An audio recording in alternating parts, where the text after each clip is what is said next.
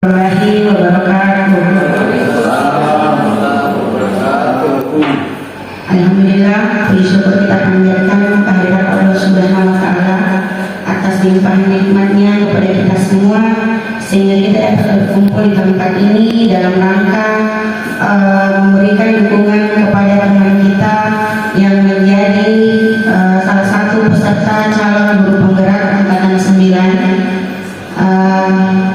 Alhamdulillah, hari ini tibalah waktunya teman kita ini melakukan aksi nyata pada modul 1.4 tentang budaya positif. Hari ini teman-teman diundang untuk bersama-sama mendengarkan implementasi budaya positif di SMK Negeri 20 ini. Untuk mengefisienkan waktu, langsung saja saya mempersilahkan kepada Pak Rahman selaku Wakasek kesiswaan yang hari ini mewakili kepala sekolah yang tidak sempat hadir bersama kita pada kegiatan hari ini. Terima kasih. Langsung saja saya mempersilahkan kepada Bapak Rahman. Yang sama-sama kita hormati Bapak dan Ibu guru yang sempat hadir pada pertemuan ini untuk memberikan dukungan calon guru penggerak yang ada di sekolah kita sementara dalam pendidikan. Ini semoga disuji sama dengan Pak Ishak. Mudah-mudahan bentuk dukungan kita ini memberikan dampak positif baik terhadap beliau berdua, terlebih-lebih lagi terhadap diri kita, khususnya terhadap sekolah kita ini ke depan insyaallah. Bapak Ibu, memang salah satu kegiatan yang dilakukan dalam pendidikan guru penggerak ini bagaimana setiap calon guru penggerak itu melakukan aksi-aksi nyata di sekolah, ya, termasuk apa yang dilakukan hari ini. Mulia itu sangat membutuhkan dukungan kolaborasi dari kita semua. Bapak Ibu, tentu tujuannya ini murahnya bagaimana semua kegiatan ini berdampak baik kepada peserta didik. Nah, kenapa perlu ada budaya positif di lingkungan sekolah? Itu menurut filosofi Ki Hajar Dewantara bahwa siswa itu bagikan benih yang ada di sawah. Nah, kalau sawahnya subur, itu kemungkinan besar benih-benih akan tumbuh berkembang secara normal. Nah, Ki Hajar Dewantara mengibaratkan sekolah seperti itu. Nah, sekolah itu adalah sawahnya atau tanahnya. Kemudian siswa-siswa kita itu adalah benihnya. Nah, bagaimana siswa bisa bertumbuh dengan baik kalau sekolah yang mereka tempati itu tidak memberikan kesuburan atau bukan tanah yang subur? Nah, apa bentuk kesuburan di sekolah itu adalah budaya positif. Nah, kalau budaya positif sudah menjadi karakter di lingkungan sekolah kita, insya Allah semua warga sekolah yang ada di lingkungan sekolah itu akan bertumbuh dengan baik. Nah, jadi itu filosofinya Ki Hajar Dewantara melihat sekolah itu seperti sawah dan peserta didik itu seperti bibit tumbuh. Tapi kalau sawahnya tanahnya tidak subur gersang, otomatis bibit itu tidak akan tumbuh dengan maksimal, Oleh itu, Bapak Ibu, program pemerintah kita sekarang ini menginginkan bagaimana semua guru itu bisa mendaftar calon guru penggerak. Minimal kita mengetahui konsep daripada merdeka belajar. Memang kalau kita melihat di program kurikulum Merdeka ini, Bapak Ibu, kita harus sangat berhati-hati bertindak terhadap siswa kita. Nah, memang yang harus kita tumbuhkan itu adalah budaya-budaya positif. Seyogianya hukuman itu harus dihindari. Jadi nanti mungkin akan disampaikan oleh kedua calon penggerak itu bagaimana kita mengambil posisi kita ketika kita apakah kita sebagai penghukum, apalagi sebagai manajerial, ada namanya, atau di dalam grup penggerak itu ada segitiga restitusi kalau nggak salah. Itu bagaimana guru mengambil posisi yang benar melihat siswa. Nah, ini dipelajari semua di kami dalam grup penggerak. Nah, oleh itu Bapak Ibu, saya selaku mewakili kepala sekolah menghimbau kita punya kesempatan bagaimana kita bisa ikut. Saya saja ini saya coba mendaftar, ya, tapi bukan jalur penggeraknya, tapi saya mulai jalur fasilitator. Mudah-mudahan bisa lulus juga. Karena kemarin saya mau mendaftar tidak sempat karena bersamaan dengan pelatih daerah khusus guru agama, jadi saya lebih fokus di situ. Jadi alhamdulillah lulus, jadi saya sudah menjadi pelatih guru agama di Provinsi Sulawesi Selatan. Tapi sampai sekarang belum bertugas datang. Ya, selesai itu, ya sekarang ada kesempatan untuk jadi fasilitator guru penggerak. Kenapa saya jadi fasilitator? Karena kemarin sudah menjadi pendamping guru penggerak. Sekarang ada peluang untuk jadi fasilitator. Kalau sudah jadi fasilitator, saya otomatis jadi guru penggerak. Karena memang tingkat lebih dari guru penggerak. Tapi kemarin PP itu tidak ada jalurnya karena kemarin saya PP salah satu PP menjadi pendamping guru penggerak bukan dari guru penggerak, makanya tidak boleh. Bismillahirrahmanirrahim. Assalamualaikum warahmatullahi wabarakatuh. Oke, ini ibu-ibu yang hebat-hebat dan bapak-bapak ini. Pada saat ini izinkan kami akan mempresentasikan tentang aksi nyata modul 1.4 tentang diseminasi dan implementasi budaya positif. Jadi kalau kita melihat konteks daripada diseminasi dan implementasi ini, ada dua hal yang perlu kita kembangkan. Yang mana itu diseminasi itu suatu upaya untuk menyebarluaskan informasi yang berhubungan dengan budaya positif yang kita kembangkan di tempat ini atau di sekolah. Kemudian bagaimana implementasinya? Ini dua hal yang perlu kali kita kerjakan. Nah, ini tentu bukan hanya secara individu, tetapi bagaimana kita bisa melibatkan secara stakeholder yang ada di sekolah secara berkolaborasi. Pada kesempatan ini saya akan menanyakan beberapa slide tentang program yang akan kami laksanakan. Yaitu pertama di sini ucapan selamat datang guru hebat. Jadi ini terkhusus kepada teman-teman yang ini yang ada di room ini. Saya kira satu kebanggaan tersendiri buat saya bisa mempersamai dalam hal untuk presentasi kegiatan guru penggerak kami. Pelajaran sebenarnya yang atau belajar sesungguhnya. Tentu dalam belajar ini diinginkan bagaimana kita memberikan pembelajaran semana dengan menuntut dan bagaimana kita mengetahui karakteristik apa yang dimiliki anak-anak, apa yang kita berikan sesuai dengan kebutuhan mereka.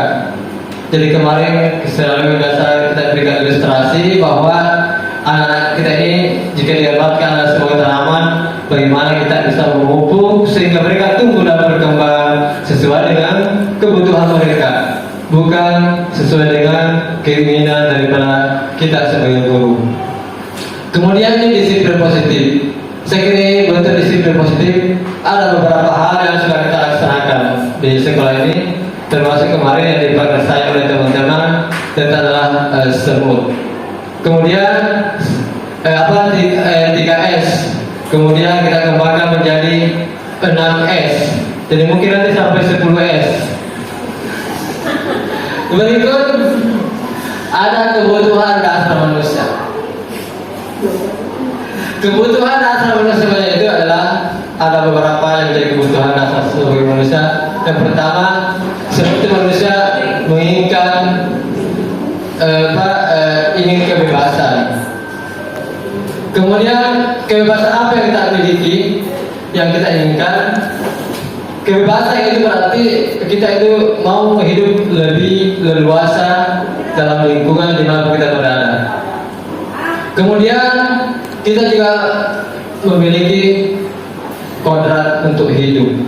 Jadi ada beberapa hal yang memang merupakan kebutuhan dasar yang harus kita miliki. Kemudian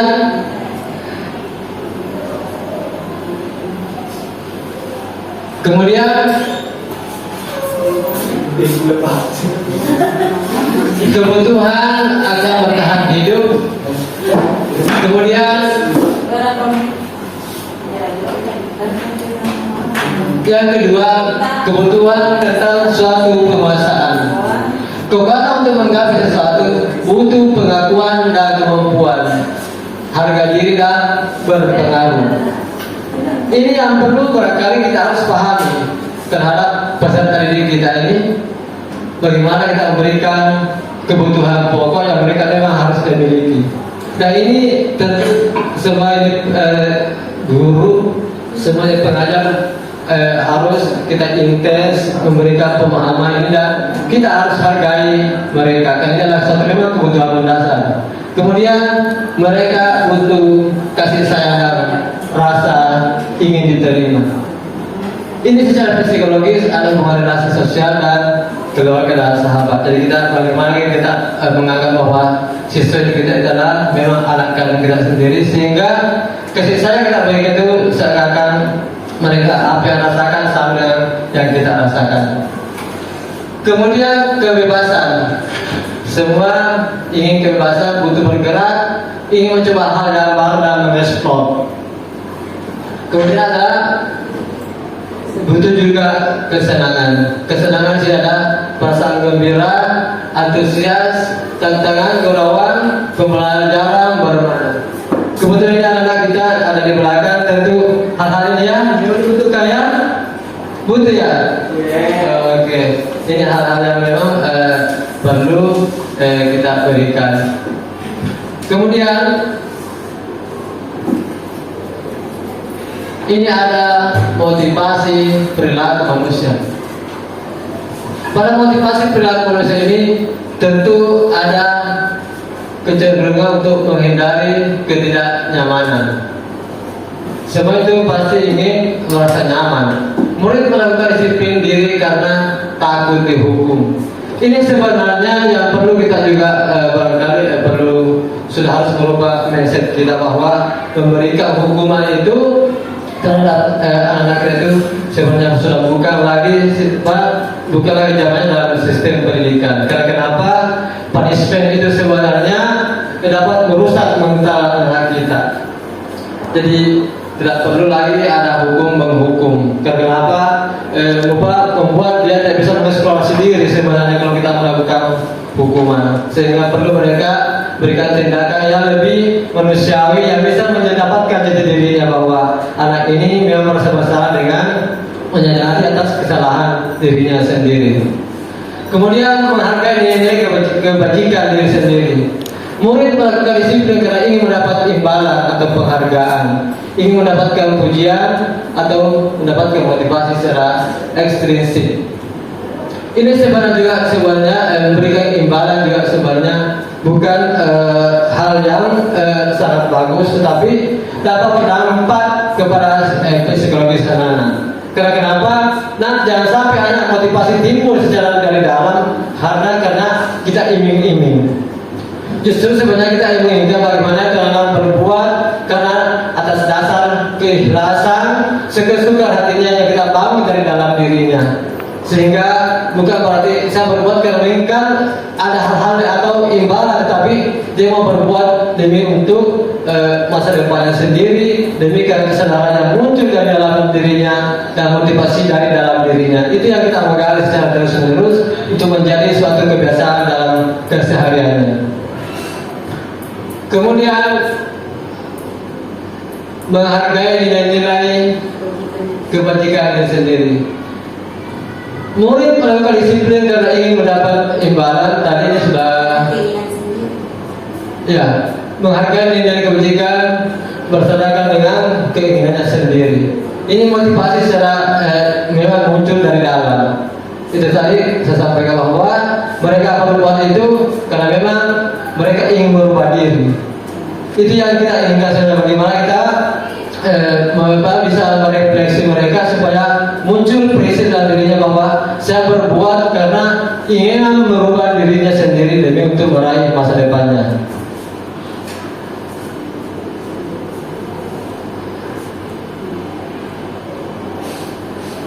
Pada slide ini ada konsep disiplin dengan identitas gagal. Identitas gagal itu ada hukuman dan ada penghargaan. Perbedaannya itu hukuman menyakitkan, tidak nyaman. Bagaimana kalau hukum sakit? Tidak sakit ya, berarti membuat dirinya menjadi tidak nyaman. Kemudian murid takut, murid merasa takut. Kemudian memaksa murid menyembunyikan kesalahan, murid menjadi rendah diri. Ini dampaknya sebenarnya ketika hukum itu selalu kita terapkan ke dalam anak-anak kita, sehingga mungkin ada potensi dalam dirinya yang ingin mereka ekspor, tapi dia tidak mampu. Kenapa? Merasa tertekan, ya, merasa tertekan, sehingga potensi secara individual itu tidak akan terekspor keluar. Karena mereka merasa takut, gundah, galau, kacau dan sebagainya. Itulah karena hukuman yang selalu menggerbuti pemikirannya. Jangan-jangan saya nanti dihukum, padahal sebenarnya itulah bisa menghambat potensi dalam dirinya secara individu atau personality. Kemudian ada penghargaan. Ini penghargaan tidak efektif. Kenapa? Bisa merusak hubungan secara matematika dan mematikan kreativitas. Jadi ini penghargaan ini tidak efektif karena memang sesuai dengan tadi nanti mereka bisa berbuat atau berusaha karena mengharapkan sesuatu. Kemudian mematikan kreativitas. Mungkin ada potensi-potensi yang lain yang bisa dikembangkan, tapi karena hanya satu fokus, hanya saya ingin mendapat hadiah, sehingga kreativitas ini tidak akan terbangun secara terus-menerus. Kemudian konsep disiplin dengan identitas sukses. Jadi identitas sukses itu terbagi dari dua, ada konsekuensi dan ada restitusi. Konsekuensi itu kalau kita mau membedakan dengan restitusi, penguatan jangka pendek. Kemudian perlu mentoring berkelanjutan. Kemudian ada stimulus dan respon. Kemudian murid menghormati peraturan. Kemudian kehilangan waktu untuk merenungi kesalahan. Jadi ini konsekuensi sebenarnya bisa kita terapkan dalam satu kelas melalui satu kegiatan kelas. Dengan catatan bahwa sudah ada kesepakatan kita antara siswa dengan seorang guru. Kalau tidak ada kesepakatan lebih awal, itu tentu tidak masuk dalam satu konsekuensi. Karena kita harus terapkan konsekuensinya. Makanya itu bukan satu hukuman, tetapi konsekuensi yang kita berikan. Karena sudah ada kesepakatan antara guru dengan siswa. Bisa saja melalui keyakinan kelas, bisa saja melalui peraturan sekolah. Dan ini sebenarnya adalah ranah kita semua. Kemudian yang restitusi, murid bertanggung jawab atas perilakunya. Ketika kita melakukan restitusi, kita ingin mengembalikan identitasnya siswa terhadap kesalahan-kesalahan yang mungkin pernah mereka lakukan, sehingga mereka bisa membuat dan merubah diri dengan atas diri dan dalamnya dirinya sendiri. oh saya memang bersalah ibu, saya bersalah pak. Karena dia sudah mengakui kesalahannya, kita kembalikan bahwa mereka sudah menyadari bahwa ternyata saya berbuat seperti ini adalah sesuatu hal yang melanggar salah. Itulah kita perlukan dalam membuat dalam suatu restitusi ini. Kemudian murid menghormati gurunya dan orang lain. Kemudian murid bersemangat memperbaiki kesalahannya. Jadi berikan kesempatan mereka, dan saya kira ini teman-teman ini perlu kita mengidentifikasi betul apa yang menjadi kesalahan-kesalahan anak kita. Jangan sampai kita menghukum mereka justru merusak mentalnya. Itulah kita mengingat supaya mental mereka itu betul-betul tumbuh berkembang berdasarkan dengan keinginan mereka. Bukan berarti mental mereka kita harus tekan. Karena mereka kenapa? Itulah ada potensi mereka yang belum dia tidak bisa dapatkan. Dan memang butuh proses yang panjang. Disinilah kita para guru bagaimana kita masuk dalam mereka, dalam dirinya, bahwa apa yang dilakukan mereka kita ingin supaya ada keterbukaan sehingga dia menganggap bahwa kita adalah betul-betul sebagai teman sejawatnya. Berikut ini konsep disiplin pendekatan restitusi, sebuah cara menangkap disiplin positif pada murid. Kalau kita melihat dari judul ini ada pengertian restitusi. Restitusi adalah proses menciptakan kondisi pada murid untuk memperbaiki kesalahan mereka sehingga mereka dapat kembali pada kelompok mereka dengan karakter yang lebih kuat. Ini pendapat dari Gosen. Gosen ini bukan orang boleh ya, orang berikut ciri restitusi. Restitusi pertama, bukan menebuskan kesalahan, namun belajar dari kesalahan. Ya, tadi kita sampaikan bahwa mereka harus mengetahui bahwa betul-betul apa yang mereka lakukan adalah sesuatu yang hal yang salah berdasarkan dengan pengakuan dirinya. Jadi bukan kita memponis mereka bahwa anakku kita yang salah, tidak boleh kita melakukan seperti itu, tapi biarkan mereka dia menemukan jati dirinya bahwa ternyata jika saya berbuat hal seperti itu adalah suatu kesalahan. Kemudian memperbaiki hubungan. Ini tadi bagaimana supaya mereka bisa kembali ke kelompoknya mereka, bahwa misalnya setelah kita restitusi memang dalam posisi salah, kita harus kembali ke untuk supaya mereka dan kesalahannya untuk bisa diterima oleh teman-temannya. Kemudian ini orang bukan paksaan, jadi mereka sendiri yang menemukan, bukan kita yang mereka sendiri yang menemukan, bukan kita yang memaksa mereka, yang caranya sendiri.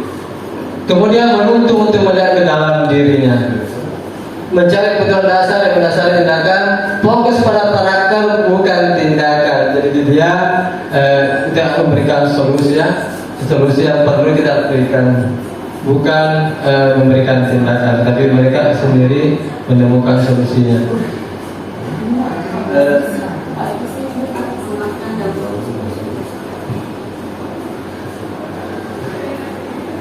Ini ada satu contoh kasus peserta didik yang tidak menjaga tugas. Di sini ada 3 perbedaan aspek daripada ada hukuman, ada konsekuensi, dan ada restitusi. Pertama, hukuman.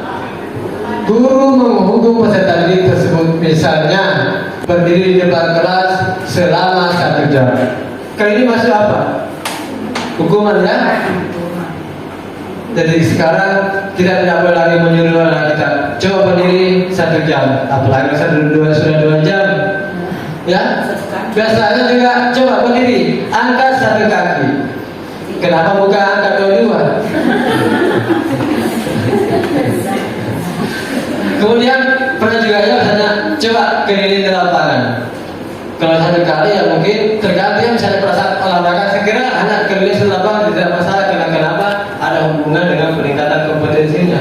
Tetapi misalnya saya guru matematika, kenapa terlambat? Coba keliling di lapangan 5 kali. Berarti sebenarnya sudah masuk hukuman. Karena kenapa? Tidak ada hubungan dengan pengembangan kompetensi yang kita bawakan. Tapi kalau misalnya ketika kita mengajar, tidak apa-apa. Saya mengajar olahraga misalnya PJOK, saya suruh keliling lapangan upacara 1 kali. Itu bukan merupakan hukuman. Karena kenapa? berhubungan dengan pengembangan kompetensi yang kita bawakan. Kemudian guru marah dan peserta didik menjadi takut. Coba kita bayangkan kalau kita merasa sangar di depan siswa. Jadi kalau kita tersenyum, tentu akan lebih bersahaja. Mereka juga akan menyambut kita bahwa ternyata guru bukan memarahi, tetapi kita harus menentukan untuk menyambut dia dengan senyum.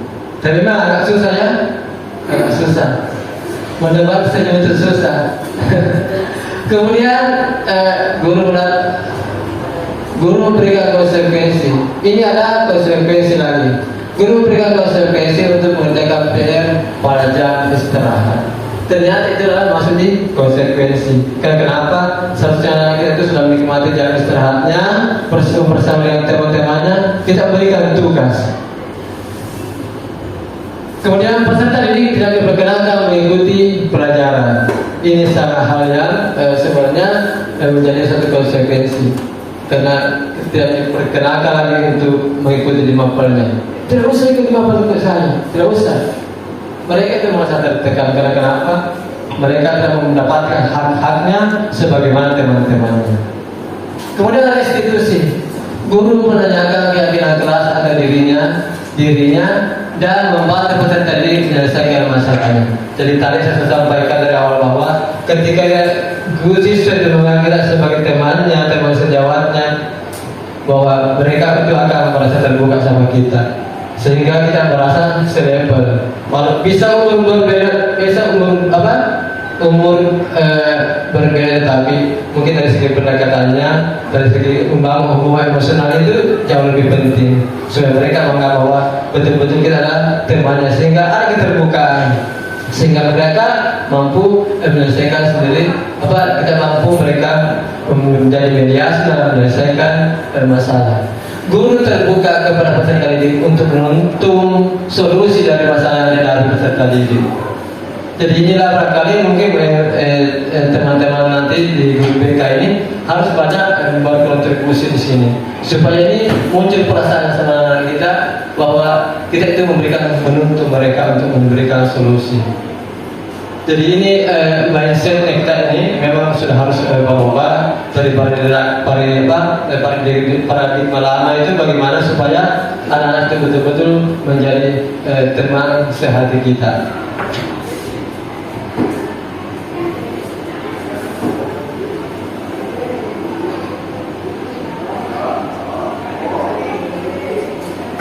Ada sini ada 5 posisi kontrol restitusi. Yang pertama, posisi penghukum. Ini tadi ada hubungannya lagi dengan posisi kontrol tadi. Kamu tidak mematuhi aturan, ibu akan menghukum kamu karena sudah tidak patuh. Ini berarti posisi kita menghukum, menghakimi mereka. Kemudian ini barangkali hal-hal inilah yang perlu juga kita hindari. Ini salah satu administrasi dengan cara saya tidak buat kerja sekolah, saya tidak buat kerja sekolah. Dia dihukum dengan mengangkat kakinya. Jadi tadi saudara gambaran bagaimana supaya mereka tidak merasa terhukum. Kemudian yang kedua, membuat rasa bersalah. Bahasa muncul kata-kata, Bapak kecewa sekali, saya sangat kecewa melihat perilakumu. Ayah ibu juga pasti demikian. Coba, ini adalah kalau kita dari ilustrasinya ini, anak itu cenderung mengurung diri. Karena kenapa? Dia merasa tertekan dengan perasaannya, dengan beberapa ungkapan-ungkapan yang kita berikan. Jadi tidak boleh kita membuat kata-kata yang bisa merusak perilakunya. Ini ada beberapa contoh yang perlu memang kita hindari. Tapi memang harus jadi kebiasaannya, karena terus juga ini tantangan. Saya sendiri juga dari dulu biasa muncul berkata-kata begini, tapi yang mana kita berusaha merubah sedikit demi sedikit sampai bisa membiasakan dan menjadi kebiasaan dalam keseharian kita. Karena semuanya adalah proses. Ini tadi adalah bagaimana kita menjadikan diri kita sebagai posisi teman lawan teman. Jadi kalau ini posisi temannya saya kira ada istilah, aduh kamu kok gitu sih, ya tentu beda ya, beda kemudian ya sudah nggak apa-apa. Coba kalau ungkapan kita seperti itu kita sampai kebenaran yang merasa bersalah, saya kira tentu akan hatinya akan luluh dan merasa akan bisa menerima perkataan kita. Tetapi mungkin bisa memberikan kata-kata tetapi yang menyentuh betul-betul menyentuh jiwanya ya, menyentuh jiwanya. Karena kenapa? Kita selalu ingin bagaimana jiwanya tersentuh. Kemudian ada posisi sebagai pemantau. Kalau di sini kamu sudah melanggar aturan, kamu tahu kan konsekuensinya. Jadi ini tadi jika kesepakatan kita sudah bangun melalui tadi mungkin bisa melalui peraturan sekolah, bisa melalui keyakinan kelas atau peraturan dalam kelas, ini bisa berarti kita masuk dalam posisi sebagai pemantau. Kalau kita mengingatkan tentang konsekuensinya, tentang dampaknya ketika mereka melakukan pelanggaran. Jadi kita hanya mengawal dan melihat secara langsung setelah memantau mereka.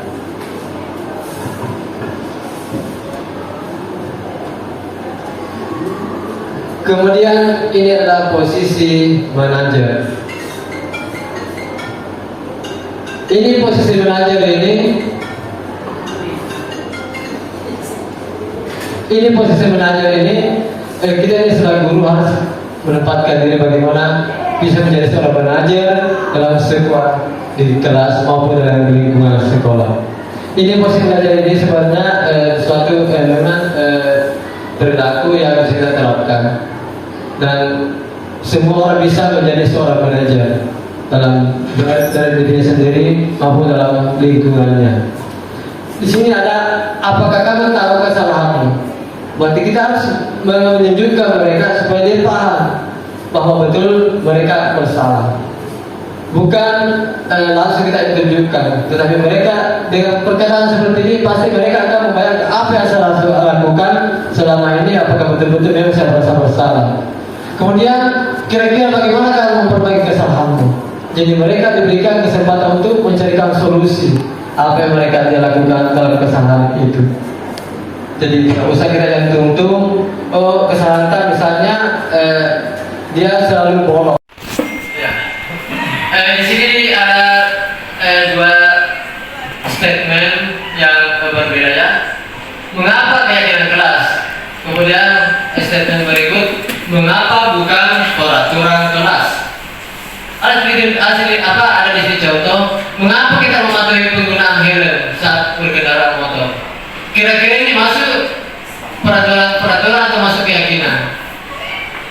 Mengapa kita mematuhi menggunakan helm ketika kita berkendaraan? Ini masuk keyakinan atau masuk peraturan? Peraturan ya, berarti dia masuk peraturan. Kenapa kita berkendaraan menggunakan helm? Supaya untuk menjadi safety untuk diri kita sendiri. Jadi bukan menggunakan helm karena ada polisi. Biasanya ada statement begitu. Pakai helm, nanti ada polisi. Padahal sebenarnya itu helm bukan untuk polisi, tetapi helm itu adalah untuk melindungi kepala kita, untuk keselamatan kita. Kemudian ini adalah bagaimana pembentukan keyakinan kelas. Pembentukan keyakinan kelas dibikin lebih abstrak dari peraturan. Kemudian bisa berubah pernyataan universal. Kemudian ketika dibuat dalam bentuk positif. Kemudian sesuai dengan kondisi kelas sekolah akan mudah diterapkan. Dan terakhir semua warga sekolah atau warga kelas dilibatkan. Contoh misalnya begini, dalam satu kelas, biasanya kita bikin peraturan, misalnya anak-anakku kita masuk pukul berapa? Sukses. Pada prinsipnya sebenarnya semua siswa pasti ingin untuk menjadi orang yang sukses. Di sini dalam pembelajaran tentu ini pasti terjadi dalam proses pembelajaran dari kelas. Yaitu tentang antara konsekuensi dan restitusi. Di sini kami akan memberikan pemaparan bagaimana konsekuensi. Konsekuensi dapat terdapat kepada penguatan jangka pendek. Kedua perlu mentoring yang berkelanjutan, memberikan stimulus respon murid untuk Makanya muncullah kesepakatan dari awal melalui tadi keyakinan kelas. Dan ini penting untuk teman-teman semua. Makanya saya sampaikan di awal pembelajaran tidak usah membahas materi lebih panjang, tetapi bikin kesepakatan atau keyakinan kelas supaya kita sepakat apa yang kita mereka, apa keinginan guru, dan tentulah harus masuk dalam aturan-aturan di sekolah. Itu yang kita perlu kita buat dengan kesepakatan kelas. Kemudian di masalah tadi ada murid menghormati peraturan. Jika ini terjadi, tentu kan mereka mencarikan solusi. Kasih motivasi mereka, kita tuntun. Kemudian fokus pada masalah pemecahan masalah.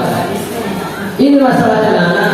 Biasanya kalau ketika kita mengadakan resolusi, jangan tidak kita bentak anak.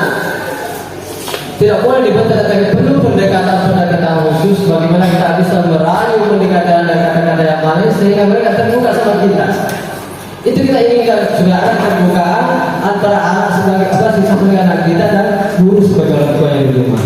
Jadi potensi-potensi itu kita coba gali bagaimana membiasakan. Kemudian murid menghormati guru dalam orang lain. Ketika itu sudah terjadi, tentu murid merasa mereka dihargai. Kenapa? Tidak sudah dianggap orang tuanya, tidak sudah mampu memberikan solusi, dan mereka sendiri juga bisa mencari solusinya masalahnya. Sehingga secara tidak langsung mereka menyelesaikan sendiri masalahnya. Hanya kita memberikan respon atau stimulus, mungkin mereka membahas kata-kata yang bisa memancing mereka untuk bisa lebih terbuka. Karena ini sebenarnya masalah yang terutama di sekolah kita ini yang perlu sebenarnya harus mendiagnostik. Kita harus mengenai apa sebenarnya akar permasalahannya baru kita berikan solusi. Bukan langsung mengeksekusi, tapi carikan solusinya apa masalah yang dihadapi. Kemudian di sini ada konsep restitusi. Tadi sudah dibahas oleh Pak Ishak tentang restitusi adalah proses penciptaan kondisi pada murid memperbaiki kesalahannya. Ini yang penting.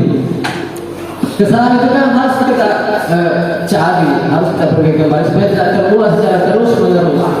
Dan ini perlu sebenarnya bukan hanya sebagai seorang guru BK, tetapi bagi sebagai guru yang mengajar, yang mendapatkan masalah dengan siswa itu perlu pendekatan yang restitusi ini. Perlu kita tahu semua guru supaya kenapa ini tanggung jawabnya bukan hanya satu titik hanya semua permasalahan dilemparkan kepada BK, tetapi bagaimana guru merupakan satu unsur dalam stakeholder sekolah kita ini punya keterlibatan secara bersama-sama. Karena ini dibutuhkan kolaborasi antara teman-teman semua dalam lingkungan sekolah.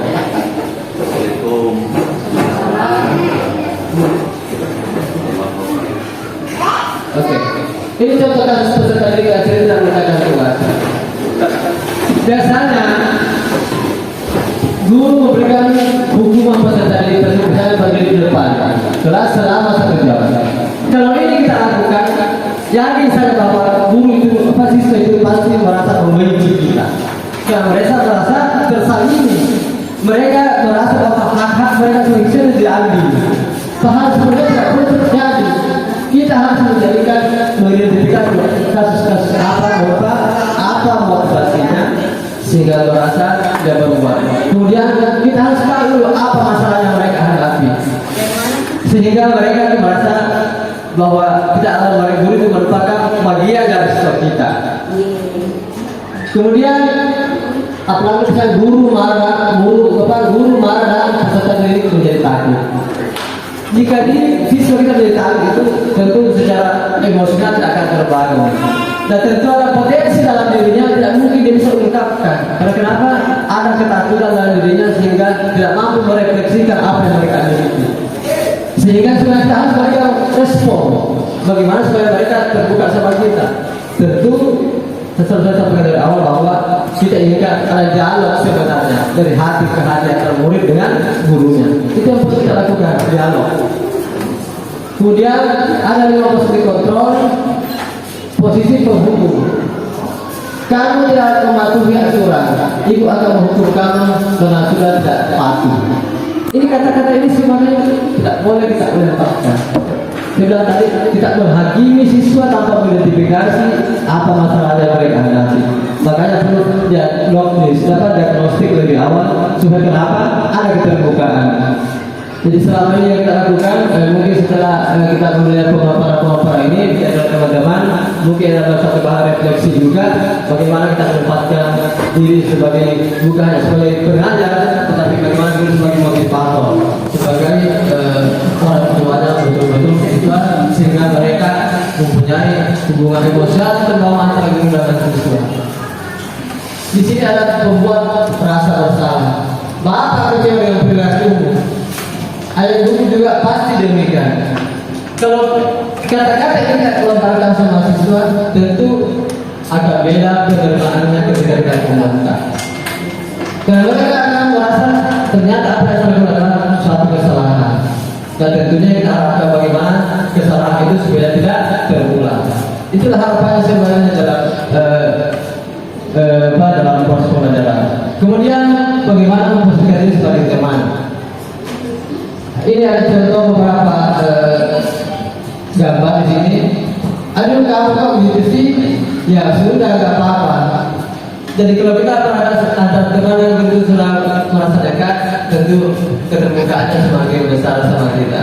Kalau merasa kita sejauh mereka, walaupun boleh usia beda, tetapi pendekatan emosional itu perlu kita lalu sebenarnya.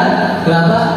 Mereka merasa dekat dengan kita, apapun masalahnya akan dikemukakan sama kita. Tetapi kalau kita berada menjaga jarak antara siswa dan guru, saya kira-kira susah untuk mewujudkan sebagai posisi teman. Jadi memang di sini sebenarnya dibutuhkan strategi khusus, dan memang terus terang paradigma dan mindset itu harus berubah. Bukan lagi seperti dulu, guru harus ditakuti, guru harus diterima di segala, tapi bagaimana kita merasa bahwa kita setara walaupun posisinya kita adalah sebagai guru, tapi kita setara dengan siswa kita, sehingga dibutuhkan sikap yang memang tidak perlu kita menampakkan kepada bahwa saya adalah gurunya, tetapi secara keman sejawat. Oke, next. Posisi pemantau. Kamu sudah melakukan aturan. Tadi sudah beberapa strategi yang kita lakukan. Misalnya ketika kita menegur, sebenarnya teman ada siswa, misalnya kita mau menginginkan supaya mereka dalam berpakaiannya, bagaimana mereka supaya seragam dan berpakaian rapi. Kita harus sampaikan, Tona, coba kalau anda merasa rapi, bagaimana perasaan anda? Apakah kamu tidak merasa iri melihat teman-teman yang sudah rapi? Supaya mereka muncul motivasi, oh ternyata itu rapi, bisa menjadi suatu kesenangan bagi mereka. Sebagaimana juga begitu, bagi yang sudah nampak rapi, sudah berpakaian rapi, tolonglah kita pertahankan kerapiannya supaya bisa menjadi kita teladan di antara teman-teman. Itu yang barangkali yang perlu kita lakukan. Disinilah kita sebagai posisi sebagai manajer. Apakah kamu akan sama? Berarti kita sudah menunjukkan bahwa mereka itu harus dijelaskan bahwa di mana letak kesalahannya, supaya mereka tahu ternyata saya berbuat misalnya mengeluarkan balik dalam tidak balik hal yang tidak elok dan tidak bagus. Berikut keyakinan kelas. Ini tadi keyakinan kelas kita sudah bahas bahwa keyakinan kelas itu tidak boleh kita buat berdasarkan dengan keinginan sendiri. Tetapi bagaimana ini keyakinan kelas? Ini isunya, ini misinya itu muncul dari siswa juga. Jangan sampai kita mengatakan kita masuk jam 8 atau jam 7.30. Coba kita berikan feedback sama siswa. Apakah ada yang setuju menyetujui misalnya ketika kita masuk jam 7.30? Jangan sampai hanya pikiran guru. Makanya perlu ada kesepakatan bersama tadi bahwa bagaimana guru bisa membuat suatu keyakinan kelas dan bagaimana keterlibatan siswa. Karena ini kan ada dua ide yang kepala banyak kepala yang kita harus menyatukan. Seperti kemarin saya terserah setelah saya baca itu guru kemarin, tidak pernah saya bikin keyakinan kelas. Tapi kalau sudah ada keyakinan kelas yang kita bikin dari lembaran buku catatan siswa itu tidak usah ada materi dari awal. Lembaran pertama itu keyakinan kelas. Apa keinginan siswa kita dan apa keinginan kita. Jadi ada dua keinginan dan kita ada kegiatan kelasnya, bagaimana membaca pemikiran siswa, guru dan peraturan akademik dan peraturan akademik. Ini tadi sudah ada dasar dari peraturannya. Ini berarti sudah masuk dalam peraturan daripada sekolah. Berubah pernyataan universal. Misalnya, contoh, ketika kita belajar, HP itu tidak perlu dinonaktifkan.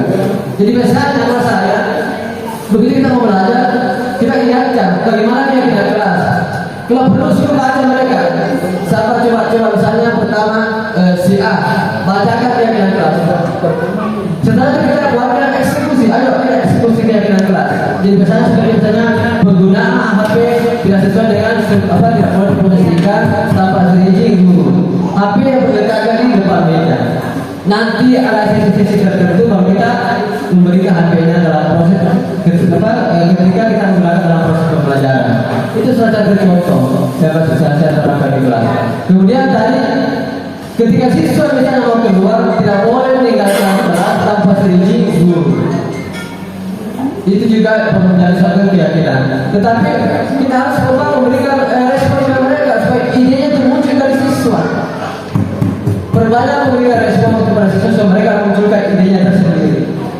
Kemudian misalnya dalam bentuk positif dan tentu keyakinan kelas itu adalah hal-hal yang menyebabkan sebagai siswa bisa menjadi suatu hal. Dari tadi semua warga kelas ada sekolah dilibatkan. Jadi saya kira itu sudah saya berikan gambaran secara umum.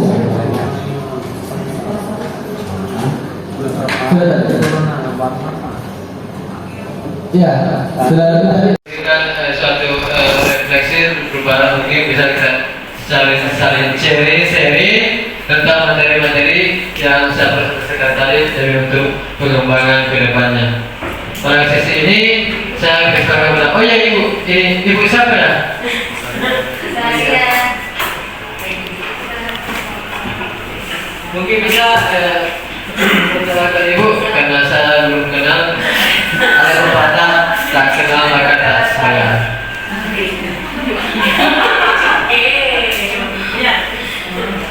Assalamualaikum warahmatullahi wabarakatuh. Saya Saria, guru produktif otomotif. Saya sangat tertarik kali dengan materi paradigma guru, yaitu merubah paradigma guru, mindsetnya dari guru model lama, saya istilahkan model lama ya, dengan guru konsep guru penggerak ya. Sehingga tadi saya lihat ada yang dimaksud konsep disiplin yang gagal dan konsep disiplin yang sukses. Dari sini saya punya kasus ya, begini. Di dalam kelas saya pernah menemukan siswa yang suka sekali, apalagi itu istilahnya di sini mata waktu, dia berkeliaran, suka sekali dia berkeliaran, dia tidak betah di dalam kelas. Kemudian saya sebagai guru sampai berpikir teknik bagaimana kira-kira yang bisa saya pergunakan sehingga siswa yang bersangkutan ini bisa menerima materi dengan baik tanpa membuatnya merasa tertekan. Jadi saya lakukan begini. Kebetulan saya guru produktif otomotif. Saya mengajar hari itu, saya lihat kondisinya dia tersiksa, baru 10 menit duduk di kelas sudah kepanasan. Jadi saya kasih tugas, silakan kamu ke tempat parkir siswa. Ya, silakan ke tempat parkir siswa. Kemudian hitung semua merek-merek motor yang ada di sana, sepeda motor. Kelompokkan, klasifikasikan Setelah itu kelompokkan lagi dia termasuk jenis motor metik ataukah motor konvensional. Ya, itu. Jadi ya pertanyaannya di sini, pertanyaan yang timbul adalah apakah yang saya lakukan ini bisa dimasukkan dalam konsep disiplin gagal atau konsep disiplin yang sukses. Ya, demikian barangkali Pak pertanyaan saya. Ya, wabillahi taufiq wal hidayah. Wassalamualaikum warahmatullahi wabarakatuh. Oke, saya kira ini pertanyaan yang cukup bagus. Kita upload dulu Ibu. Siapa tadi dulu?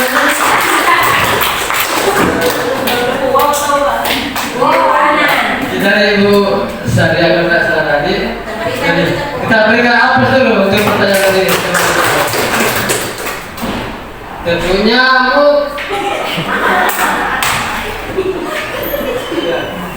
Oke.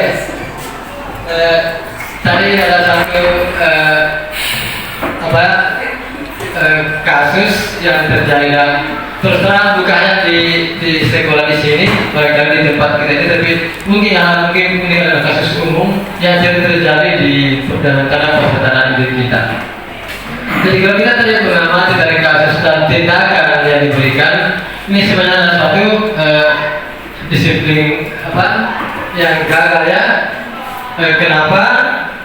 Ini anak-anak itu merasa tidak terbantukan, tidak diberikan solusi.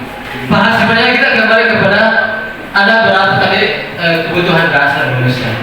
Satu contoh yang tadi ini anak-anak itu butuh kebebasan, sehingga yang perlu kita lakukan, coba kita melakukan diagnosa, kita menganalisis dulu apa sih penyebabnya sehingga mereka tidak betah. Coba kita melakukan diagnostik awal tentang apa yang membuat mereka sehingga tidak betah. Karena ini dia mempunyai kelainan berbeda dengan teman-teman yang lainnya, sehingga motivasi untuk belajar tidak ada. Justru dia ingin lebih bebas. Jadi sebenarnya itu tadi yang kita lakukan Bu sudah masuk hukuman. Karena kenapa? Tidak ada kesepakatan kita lebih buat lebih awal. Sehingga seharusnya dalam melakukan diagnostik seperti itu kita harus mengidentifikasi apa sih masalahnya anak sama kita, sehingga mereka kan bisa nanti berbicara sama kita. Dan ingat posisi guru kita sebagai tadi mungkin dalam bisa menutup sebaya mereka. Kita dalam keadaan memposisikan diri sebagai temannya. Jadi di sini memang dibutuhkan suatu komunikasi yang bagaimana membangun suatu komunikasi supaya hubungan emosional itu antara siswa dan guru itu merasa dekat. Jangan kita dianggap sebagai orang jauh orang lain dari mereka, tapi dia menganggap kita sebagai temannya. Jadi ada pemilihan memang bahasa barangkali dengan kata-kata bagaimana supaya kita bisa merayu mereka, supaya mereka nanti akan bisa menentukan mendapatkan jadi dirinya dan tahu mencarikan solusi tentang kesalahan mereka pahami. Kenapa prinsipnya mereka akan pasti tahu bahwa yang saya lakukan adalah suatu kesalahan. Kemudian mungkin ada dari teman-teman bisa melengkapi, kita bisa sharing ya, kita bisa sharing pendapat dari pertanyaan dari teman-teman. Ini tempat ini forum kita buka untuk kita saling diskusi dan sharing pendapat. Mungkin ada yang bisa dari teman-teman bisa membantu atau memberikan jawaban. Ini ada teman saya tadi. Ini Pak, pernah saya ketemu nggak tahu di mana. Jelas saya pernah dapat. Tidak asing bagi saya. Mungkin bisa memberikan pandangan lain tentang bagaimana pertanyaan dari Ibu. Siapa tadi? Ibu Santi siapa? Kelompok saya. Ya, saya sekali. Oke, ini ada tambahan. Oh ya, ini ada Ibu. Ini bahasa. Oh ya, silakan. Terima kasih. Saya cuma ingin menambahkan dari pemaparan yang diberikan oleh Bapak Sudirman. Tadi sudah dijelaskan mengenai sebenarnya kebutuhan dasar manusia, kemudian prinsip segitiga restitusi. Nah, dari penjelasan tadi teman kita menanyakan apakah tindakan yang dilakukan oleh Ibu Saria itu termasuk tindakan hukuman, disiplin gagal atau disiplin sukses. Tadi ditampilkan di atas bahwa hukuman dan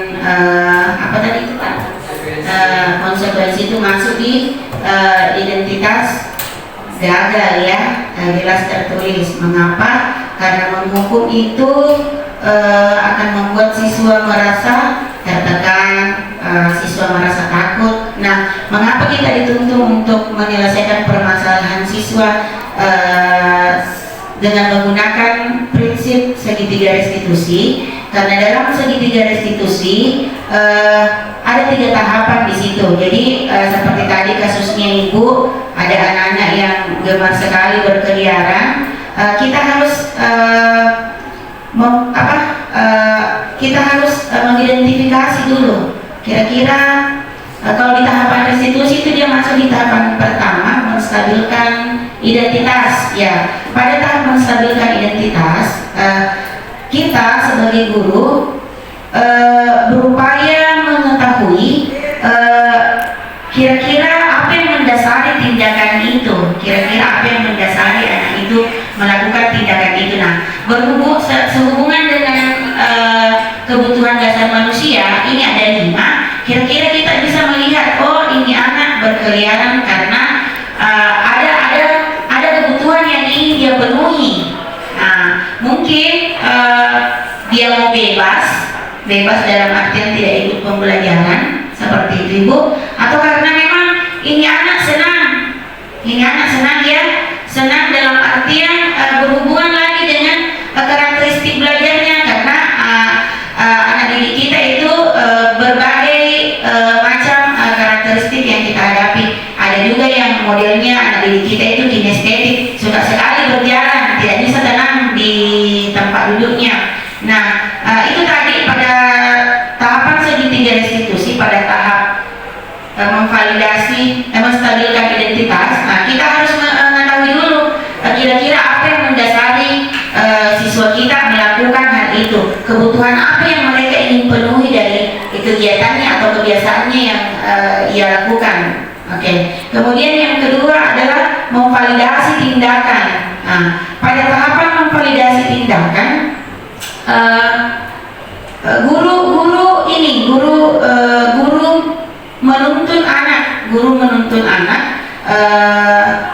menuntun anak sebagai manusia biasa. Memang terkadang kita melakukan kesalahan-kesalahan yang secara tidak sadar, kita tidak menyadari bahwa sebenarnya hal yang saya lakukan itu salah. Itu masuk pada bagian validasi tindakan. Nah, pada tahapan segitiga restitusi ini, jika di tahapan pertama menstabilkan identitas, kemudian langkah kedua memvalidasi tindakan itu berjalan, maka untuk di tahapan ketiga menanyakan keyakinan, siswa akan tergiring dengan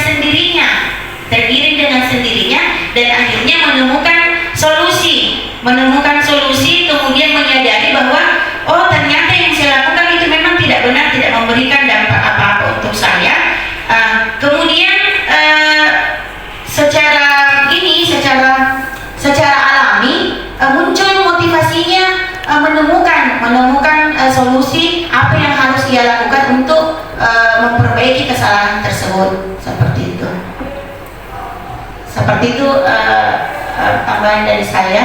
Terima kasih. Assalamualaikum warahmatullahi wabarakatuh. Itu tadi jawaban dari teman sejawat kita. Saya kira ini satu jawaban yang sudah sangat lengkap dan bisa barangkali diterima dan bisa memberikan solusi buat teman-teman guru jika mendapatkan siswa yang mempunyai kasus seperti itu. Demikian pada pertemuan presentasi pada siang hari ini. Lebih dan kali mohon dimaafkan. Assalamualaikum warahmatullahi wabarakatuh.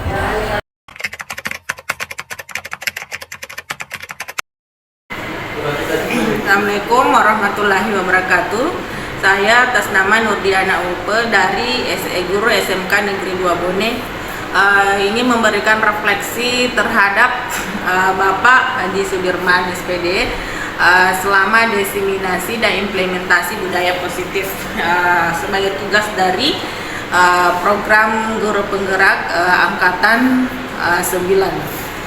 Selama mengikuti diseminasi budaya positif tadi, jadi alhamdulillah memberikan pencerahan kepada kami guru-guru di SMK Negeri 2 Bone ini bagaimana tentang budaya positif dikembangkan pada siswa di lingkungan sekolah SMK Negeri 2 Bone.